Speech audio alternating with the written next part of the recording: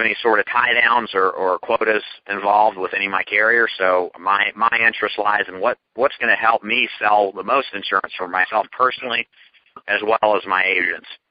And so having that resource plus being able to get a hold of me and help through placement, that's a huge thing, because a lot of agents, they leave so much business on the table because they just don't have anybody to talk to about, hey, well, I get this case placed where this doesn't work with what I have, what carriers will take this. You know, I can help agents make a lot more money with the opportunities that they have in front of them, just because they've got the ability to access me, who I'm in the field every week, almost every day, and I know this business from an in the trenches perspective. So that definitely means something compared to the suit in the office that hasn't sold anything in 10 years, you know.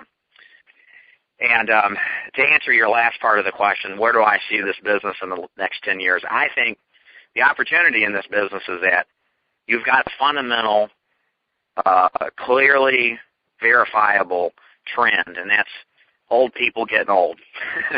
More people are hitting 65 years and older, the whole quote-unquote baby boom population. They're retiring.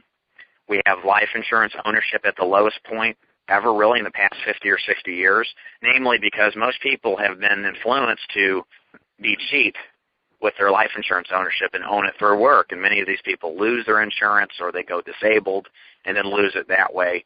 So there's a huge opportunity to get people covered because they don't have coverage. And then also, there's just so many players in this business that if you're set up right from the beginning and you're independent, you have accessibility to different carriers, you will find that you can write a lot of business replacing old business, because it's just the agents that sold it didn't do a good job as making the sale the right way, with the best price or the best value of coverage.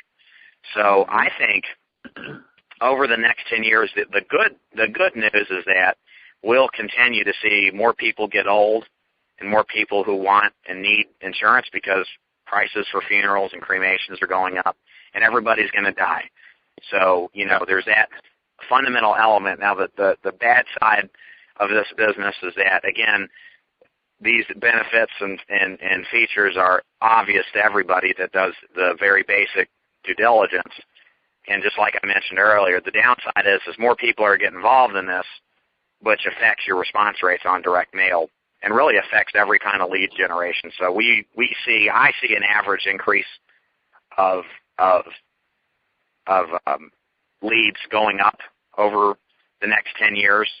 And so being able to work with an organization that can somehow help you with the cost of leads, whether that's through an average pricing on the leads or some type of guaranteeing of the expense side of the equation, that's going to be pivotal as each year goes by. Because, as you know, the other thing you got to be concerned with is, you know, the post office is broke. They're billions in the red. You know, right. Taxpayers supporting posted rates, they should be double the price. And so, again, you know, these are the things I think of as what we're going to experience. And being able, again, number one, working with somebody that can optimize your ability to sell, but also, number two, working with somebody that can minimize your exposure to expense and cost. You know, those two things are, you know, really, really important if you're looking at this as a career. Yeah, and I just I'll add to that I'm hoping that along as the increases come in postage and so forth, printing and you know, other things that are, you know, mixed into that cost, that the commission rates continue to stay, you know, at a decent level and maybe even increase. So I'll add that there at the end. Let me ask you a final question for you. Why did you specifically pick final expense over other insurance verticals? What drew you? I know you found final expense, but I'm sure, like me and like a lot of others listening, you probably looked at other areas. But, you know, for me, I looked, but I always came back after I looked at final expense and just really, at that point, it really took off for me.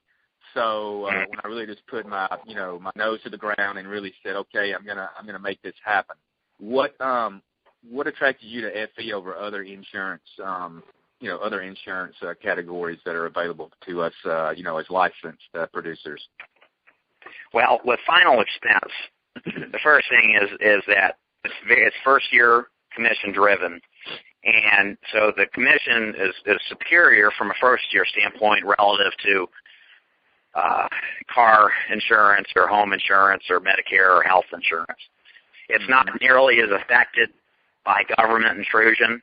That's the one thing that's always concerned me, as we've seen, and it's been proved with the whole health insurance debacle. There's health insurance agents nationally that have lost hundreds of thousands of renewals because Obama decided to cut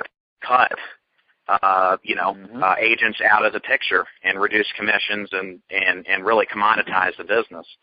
Right. So,